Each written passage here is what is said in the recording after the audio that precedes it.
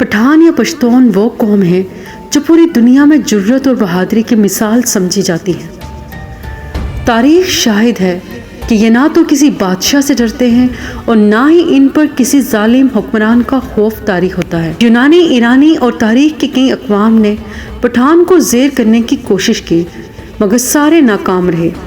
اس دنیا کو فتح کرنے والا سکندر اعظم بھی جب افغانستان میں اس نے قدم رکھا تو پٹھانوں نے دنیا کی سب سے منظم فوج اور بادشاہ الیگزینڈر کو دھول چٹا دیا اور انہیں مقدونیہ واپس جانا پڑا۔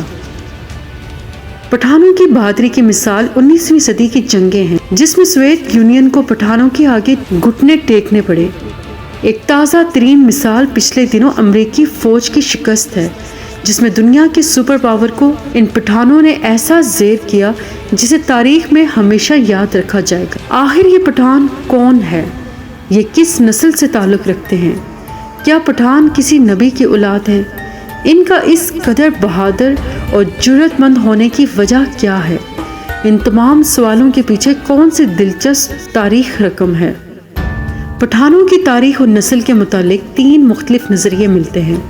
بعض کہتے ہیں کہ پٹھان آریائی نسل سے تعلق رکھتے ہیں، بعض کے نزدیک یہ قیس عبد الرشید نامی شخص کی اولاد ہیں جو حضور صلی اللہ علیہ وسلم کے ایک صحابی تھے، اور تیسرا نظریہ جو خود پٹھان تسلیم کرتے ہیں وہ یہ ہے کہ پٹھان قوم کا تعلق بنی اسرائیل کے گمشدہ قبائل سے ہے۔ ہم اس ویڈیو میں ان تمام نظریات کا تحقیقی جائزہ لیں گے۔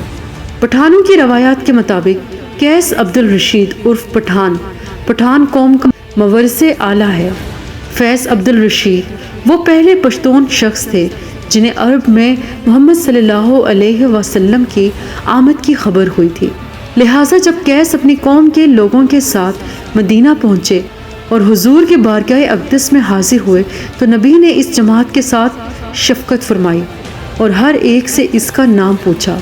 پھر حضور نے فرمایا کہ قیس عبرانی نام ہے، لہٰذا آپ صلی اللہ علیہ وسلم نے اسے بدل کر عبد الرشید رکھ دیا۔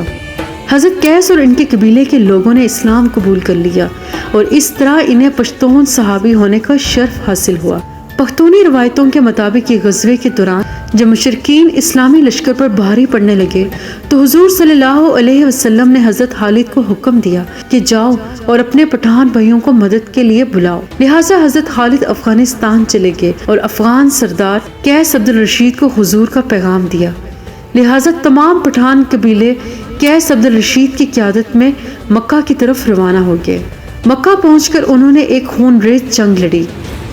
شام کو صحابہ نے حضور کو یہ خوش رنجی سنائی کہ افغانی لشکر نے مشرکین کو شکست دے دی ہے اور ہماری فتح ہوئی ہے۔ حضرت خالد بن ولید نے ملک عبد الرشید کی بہادری کے واقعات حضور کو بتائے تو آپ کی زبان سے برملا یہ لفظ جاری ہوئے کہ اللہ اس کی آل و اولاد کو فروغ بخشے گا، اس کے قبیلے کی تعداد و طاقت سب سے زیادہ ہوگی۔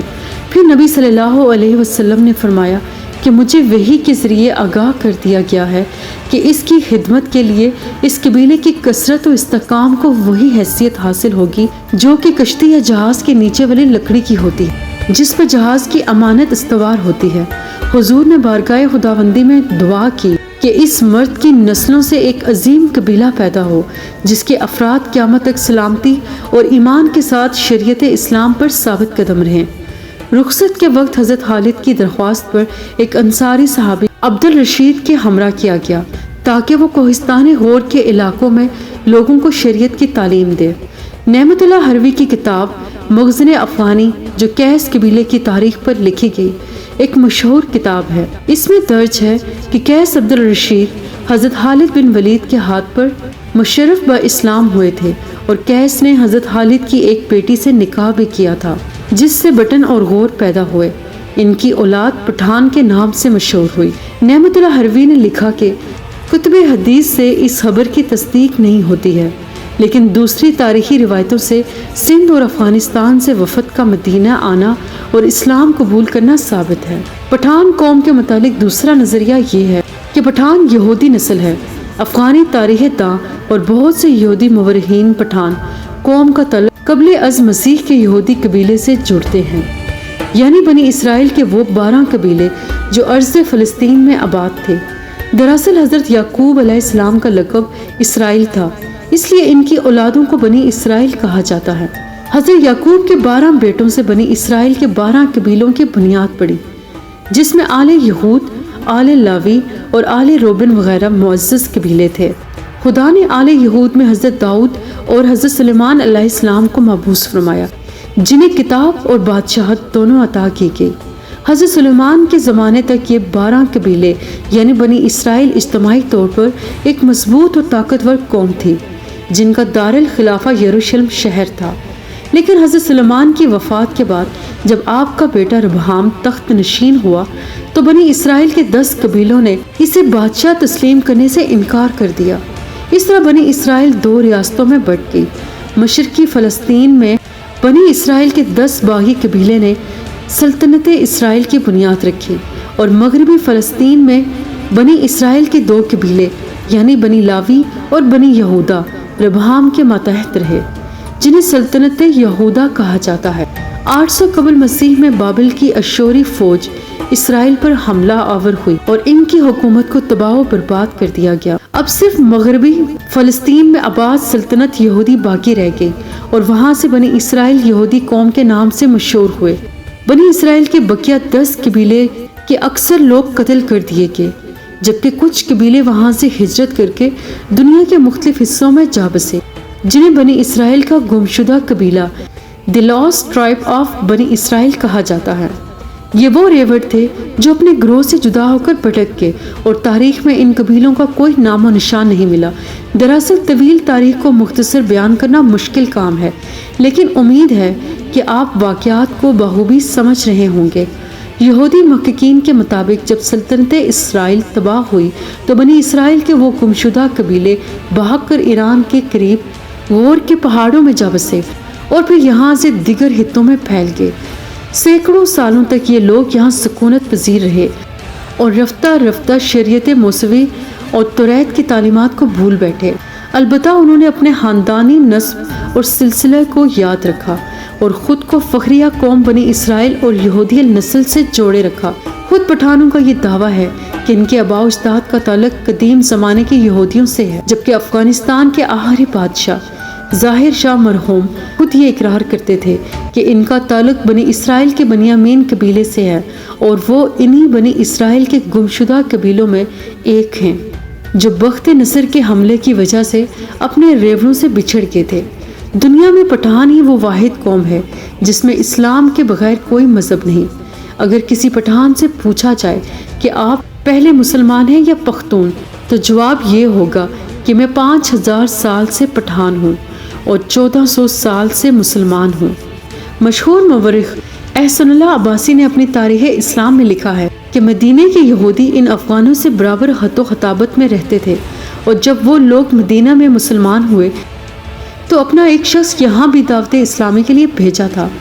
اگر غور کیا جائے تو پٹھانوں کی بیشتر چیزیں بھی یہودیوں سے کافی ملتی جلتی ہیں۔ مثلا نسلی طور پر یہ دونوں اپنے آپ کو دنیا کی بہترین قوم تصور کرتے ہیں۔ یہ دونوں ہی مذہبی طور پر سخت ہوتے ہیں، اور دونوں ہی سر پر ٹوپی یا پگڑی رکھتے ہیں۔ اس کے علاوہ ان کے کئی رسم و رواج اور عادات و اطوار مشترک نظر آتے ہیں۔ انگریزوں اور برصغیر کے کئی ریسرچرز نے تحقیقی رپورٹ اور کتابیں لکھی ہیں۔ برصغیر کے ایک ریسرچر نے جب ایک پشتون پٹھان کے ڈی این اے نمونوں کا خصوصاً اس کے کروموزوم کا تجزیہ کیا تو یہ مغرب میں آباد یہودیوں سے 95% میچ کر رہی تھی، جو اس نظریے کو مزید حتمی اور مضبوط بنا دیتی ہے۔ نبی صلی اللہ علیہ وسلم کی دعا کی یہ وجہ تھی کہ پٹھانوں کا اللہ کی راہ میں لڑنے کا جذبہ آج تک باقی ہے، اور یہ قوم اللہ کی رضا اور شریعت کے لیے مر مٹنے کو تیار رہتی ہے۔ عرب قیامت میں بھی لڑی جانے والی جنگوں میں پٹھانوں کا اہم کردار ہوگا۔ حضور کی پیشن گوئیوں کے مطابق قیامت کے قریب یہی وہ لشکر ہوگا جو امام مہدی کی مدد کے لیے نکلے گا۔ حدیث کے مطابق انہی علاقوں سے علم لے کر مسلمان فوجیں نکلیں گی جن کا راستہ دنیا میں کوئی بھی نہیں روک پائے گا، یہاں تک کہ وہ اپنی جنڈی ایلیا یعنی بیت المقدس میں جا کر نصب کر دیں گے اور امام مہدی کے ساتھ مل کر مسیح الدجال کے خلاف جنگ لڑیں گے۔ آج پٹھان خود کو یہودی النسل کہنے پر فخر کرتے ہیں اور ہر پٹھان کا یہودی النسل سے ہونا قابل فخر بات ہے، کیونکہ وہ یہودی نسل سے تعلق رکھنے کے باوجود نبی صلی اللہ علیہ وسلم پر ایمان لے آئے۔ یہ ان کی غیرت کی بلندی اور ایمان کی عظمت کی نشانی ہے کہ انہوں نے سچے نبی کی تصدیق کی، جن کا ذکر توریت و انجیل میں موجود ہے، جبکہ عرب میں آباد یہودیوں نے آخری نبی کا انکار کیا اور آپ پر ایمان نہ لائے، صرف اس بنیاد پہ کیونکہ حضور کا تعلق بنی اسرائیل سے نہیں بلکہ بنی اسماعیل سے تھا، اور اس طرح وہ یہودی نسل تعصب اور حسد و کینہ کی وجہ سے گمراہ اور ہار ہوئے۔ بلا شبہ نسل، رنگ اور زبان انسان کے لیے تبھی قابل فخر ہے جب وہ صراط المستقیم پر گامزن ہو اور سچے معبود اور سچے نبی پر ایمان لے آئے۔ معزز ناظرین، ہمیں اس چینل کو آگے بڑھانے میں آپ کے تعاون کی ضرورت ہے۔ اگر آپ کو ہماری ویڈیوز پسند آتی ہیں تو ہماری ویڈیوز کو لائک اور شیئر کیا کریں۔ ہمارے اس چینل کو ضرور سبسکرائب کیجیے گا تاکہ ہم اور آپ مل کر اپنے دین اسلام کا پیغام پوری دنیا تک پھیلا سکیں۔ اللہ تعالیٰ سے دعا ہے کہ ہمیں اپنی فرما برداری اور شکر گزاری کی زندگی گزارنے کی توفیق عطا فرمائے۔ آمین۔